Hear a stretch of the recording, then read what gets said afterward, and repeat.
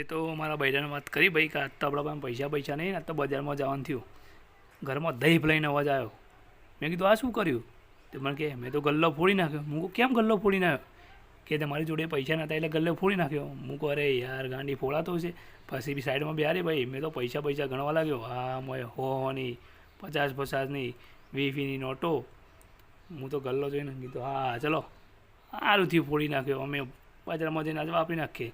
પછી પૈસા ગણ્યા કમ્પ્લીટ 1570. હજી તો રસ્તામાં અડી ગયા તો મને દેખાણો શેરડીનો રસ. તે હું તો જઈને બેસી ગયો.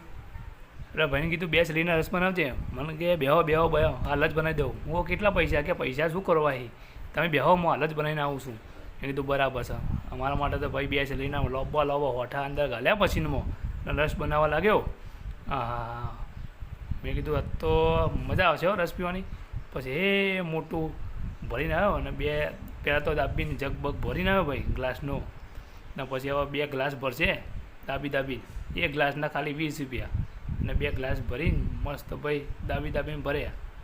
ને ભાઈ એકદમ પ્યોર શેરડીનો રસ આપ્યો ભાઈ. કશું એને મારી આંખોની સામે મેં પીધો. પાણી કશું નહીં. ફૂલ 2 ગ્લાસ ભરી દીધા. અને પછી હું વાત કરો 2 નળીઓ બળીઓ અંદર પાછી ગાલી. ને કીધું હે મારા પાણ આવ્યો. પણ આ તો બીજા ઘરે આગળ આપવા જેવું ભાઈ કશો હતો નહીં. હેડો ઓના છેડે અમારો નંબર આવશે.